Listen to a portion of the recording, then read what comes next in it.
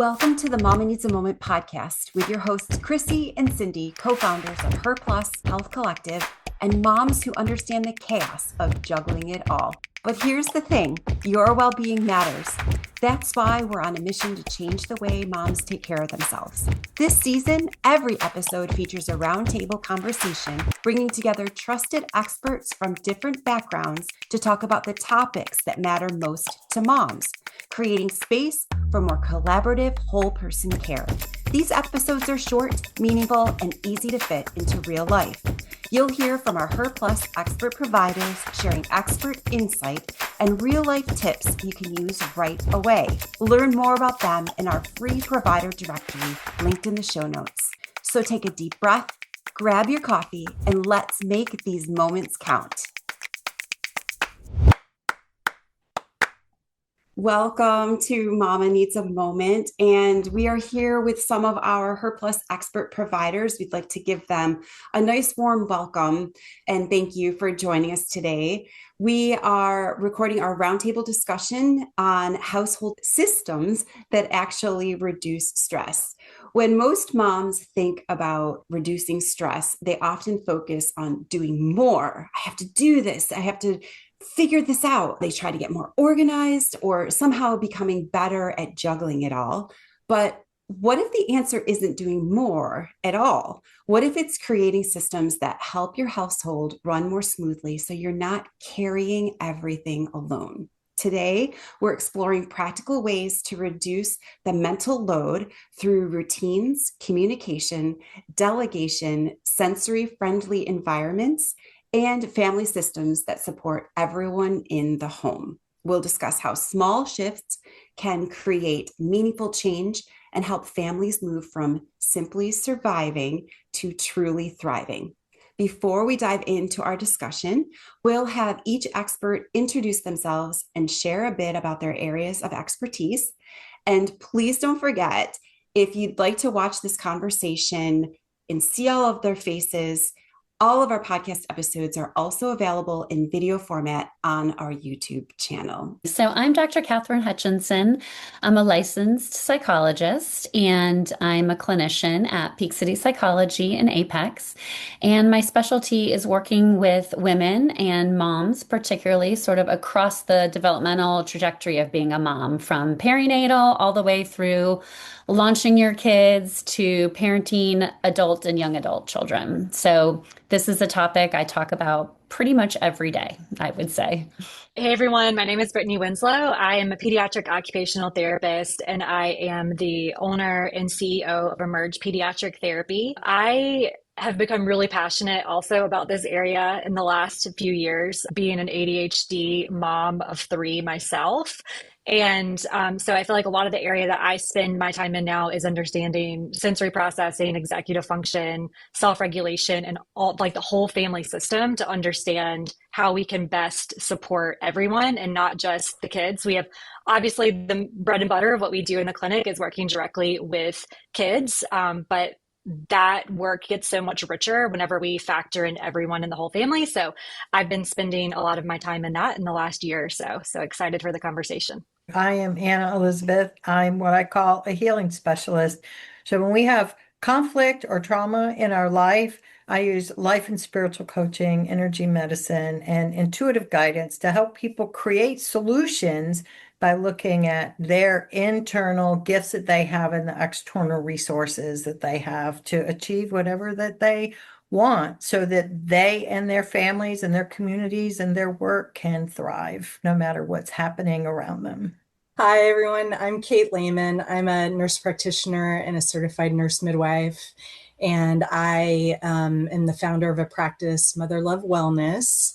The goal of my practice is to help women through some of the biggest gaps I've identified in women's health, preconception care, early pregnancy, the first postpartum year, and perimenopause. These are all huge life transitions where women historically have not received the support they need. And I take a psychosocial approach. We look at labs and hormones and metabolic systems in addition to psychosocial issues to help women feel better faster. And I'm so excited to be on this panel and meet all these amazing referral partners. So this is just such an amazing holistic panel. I'm really excited to be here. I'm Sarah Parise, founder of Great Days by Sarah, because I believe that everyone, especially moms, deserve to have more great days.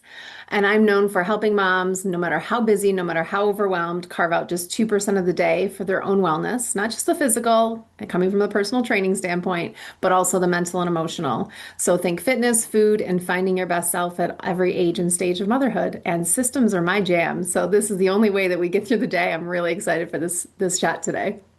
I would love to turn us now to creating household systems that practically run themselves, because that's what we all want.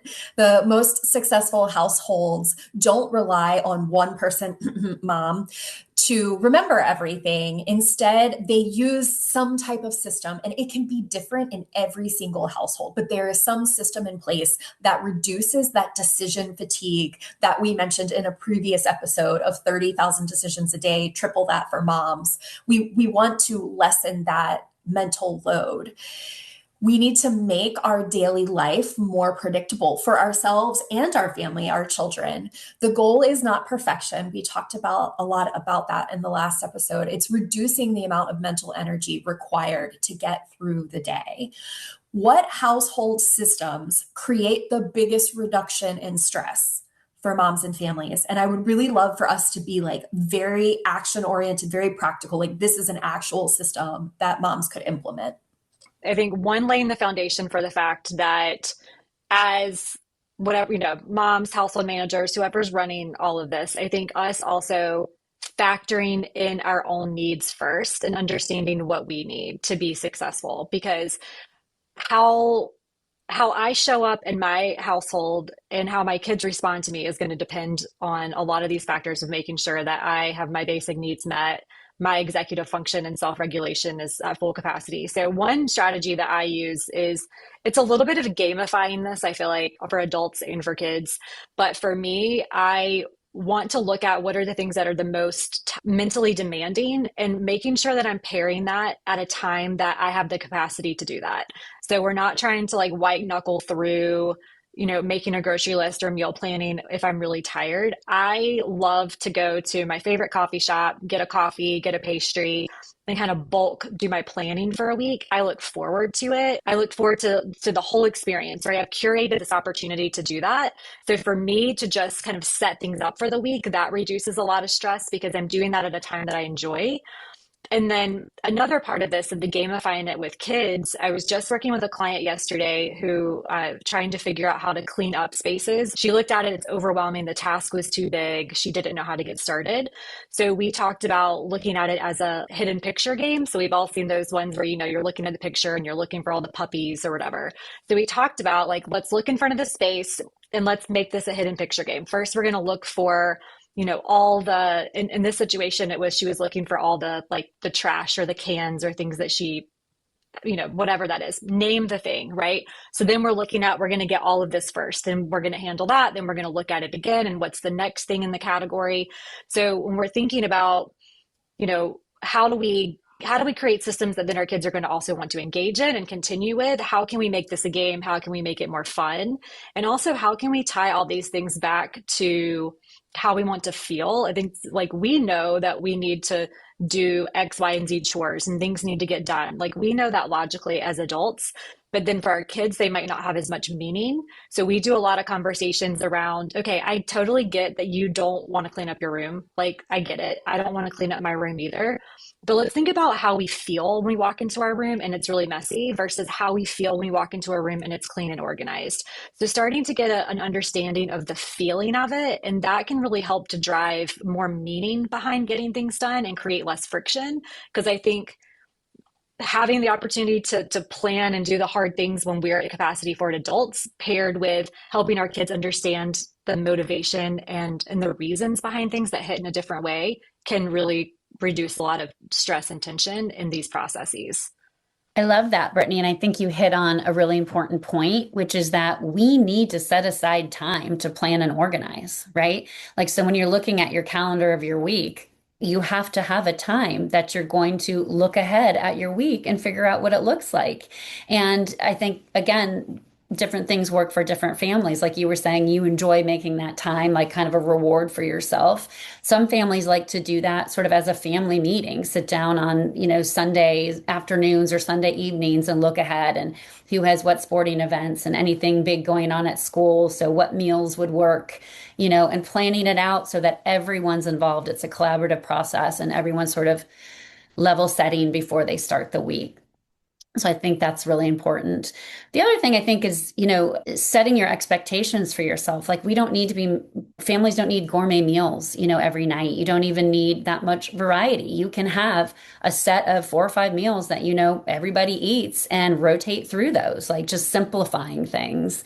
And to the gamifying, I think it can be helpful sometimes to sort of assign a theme, for night, like we're going to do meatless Mondays and taco Tuesdays. And, it just helps to organize and reduce that decision fatigue so you don't feel like you're starting from scratch every week. This episode is brought to you by HER Circle, the ultimate community for moms looking for real connections, meaningful experiences, and expert support. From mom's night out and family adventures to book club, volunteer opportunities, and expert workshops, HER Circle is where moms come together to learn, laugh, and lift each other up. Spots are limited, so join the waitlist at herhealthcollective.com/membership and be the first to know when doors open. Yeah, to that point, I warn new families often that family life can be rather mundane compared to single, childless living. And, even though it feels kind of like Groundhog Day, there's something, kids thrive in that environment. We thrive in that environment. It's just something that's necessary to kind of get through this season of life. And then on the weekends, you have some spontaneity, but in general, everybody thrives on kind of routine and these like cyclical, mundane, routines. Absolutely. I agree.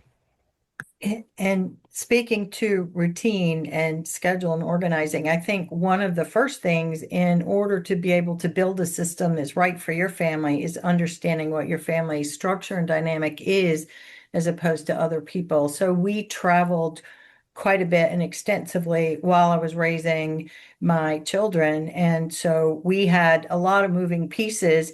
How many days are we going to be gone? How many pairs of underwear does each person need? How many socks do we need? How many play clothes? How many dress clothes?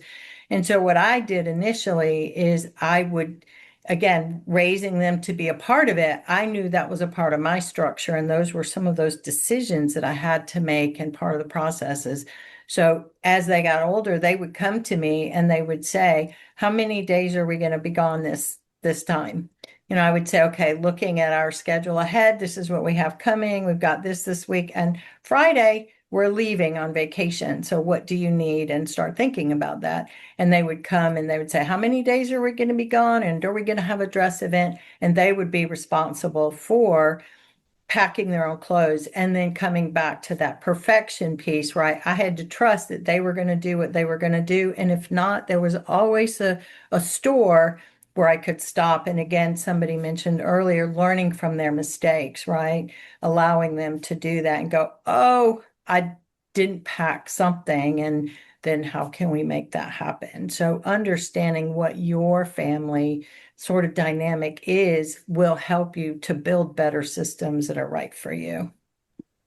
I love that you mentioned travel, Anna. That was one of my systems that I was going to share. So now that the kids are old enough, and they've been doing this for a few years, we actually have a laminated sheet. We have like a summer, a fall, and a winter laminated sheet because we do travel quite a bit to see family, and they pack themselves. And it is letting go of some of that control. Like if you're going to a family reunion and you want family pictures, there's that element of do they need to pack like a certain outfit? But for the most part, they know how many days they're going to be gone, and then it's right on that sheet, and they can dry erase, mark, check it off, and it takes takes a big piece off of mine. And my only responsibility is let's make sure the clothes are clean. So I love that system of getting the kids involved in their own travel planning, especially if this is a pretty normal thing for your family. And the other piece I wanted to tack on with this routines is like turning any routine into a ritual. And all I think that means is like changing your intention behind it. So like bedtime routine is super stressful for a lot of families, especially new families. And it's like this, hurry up, let's get the kids to bed. But instead of looking at it like that, if you can turn it into a ritual, like we have now with our kids, that we eat dinner, we go for a walk, even if it's short, like around a teeny loop of the neighborhood, they know when we get back, they're brushing their teeth, they're putting pajamas on, and we're reading. So it's like, yes, it's a routine we kind of step through, but we're not on our phones. We're not doing 1,000 things. We always all go, with the exception of like work events and things like that. But turning this into like, it's almost like a family tradition now, and we call it our nighttime ritual. So the kids are used to it, and it's a lot more calming. And then I also use it as a, when things are not going well, I always tell people when they're not going well, just get everybody outside. There's something about being outside, and there's science about being outside, that you just get outside and go for that family walk. And it might not perfect everything, but it will make things better when you get back into the house. I wanted to mention another system that I feel like is another friction point at home is like, where do we find X, Y, or Z? You know, like I think like the missing soccer jersey, or like where are the clean socks, or whatever it is. And so I like to really challenge families to think about how they have things set up at home, and how it's working for them and how it's not working for them in the flow of how people move through their home. So an example I've used like many times before, but is like my kids' bedrooms are upstairs, but we typically do like doing our hair brushing and getting things ready in the morning downstairs, or like that part of the process. And so we moved all of the hair brushes, the hair ties, all of that downstairs, so that they weren't having to go back upstairs and then kind of get lost, or, you know, figure out where things were. So we talk a lot about, you know, everything has a place and we need to put everything in its place. And so when we start to think more about that, you know, another session I was working with recently, they were having an issue with dirty clothes. And so there were dirty clothes kind of everywhere, and they felt like there was never a spot for them. And so the simplest thing that we did was we just added a couple more like laundry basket places that were like small laundry baskets in different places in the house. So now there's just a few more places to go collect that, but it's not all over the floor. I think we all kind of have this like visualization of what a house should be and where things go, but think outside the box a little bit there and figure out how your family flows through their day. What do we need, and how do we adjust that as kids get older as well? Because it's always going to change. But if we're setting up our household where we are all the time in a way that doesn't work for us, there's just naturally going to be more stress and tension that we could easily avoid. Yeah, the I love that. workflow piece, I think, is huge for families. Like, a lot of parents will think that they need the diaper changing setup in the baby's room, and I'm like, just let that go. You need a box that, you know, like a toolbox that can just go around the house, or multiple baskets that are filled with everything that you need for the baby that you can walk around with, or you have it in several different rooms. And, you know, same thing with my girls. We moved, like, we have a second set of hair stuff downstairs. You know, we have baskets with their socks downstairs next to their shoes in the drop zone. So, you know, like you said, evaluating the workflow and what works for your family, and involving the kids in that, the members of the family that interact with those pieces. It's so helpful. I was just going to add, Sarah, your laminated list reminded me of this, but I think there's a real importance to making things visual for everybody in the family, especially anyone who's neurodivergent, and especially kids. So whatever that looks like, whether it's a family calendar, whether it's just for the week. When my kids were young, we used whiteboards. Each kid had a little whiteboard, and we would either have what their to-dos were for the day, or if it was going to be a little bit of a different day, what the schedule of the day might look like, so they could see it, they could touch it, they could hold it. I also like the symbolism of using dry erase, because it helps with the flexibility that, like, oh, guess this didn't get done here. Let's wipe that off and put something else in, or move it around, or things like that. But making things visual helps people stick with the systems as well. I love this episode and how you all shared various different ways to reduce stress by creating household systems. some of the things that I really loved, someone had said factoring in our own needs and then doing things when I have mental capacity. I think it was Brittany that mentioned, food planning or writing your menu for the week. We're going to move into designing a home that supports everyone. Come back for our next episode where we continue to break down household systems that actually reduce stress. And you can hear more information from our HER expert providers in this current roundtable discussion. That's a wrap. You carved out a few moments just for yourself, and that's a big deal. We understand that time is limited, but we've got your back, which is why we keep these episodes short, sweet, and packed with goodness. Don't miss a thing. Hit the follow button so you're always the first to know when a new episode drops. If you had as much fun as we did, let us know by leaving a review. And remember to let other moms know that we're here doing motherhood alongside you. Grateful to share a few moments taking care of you.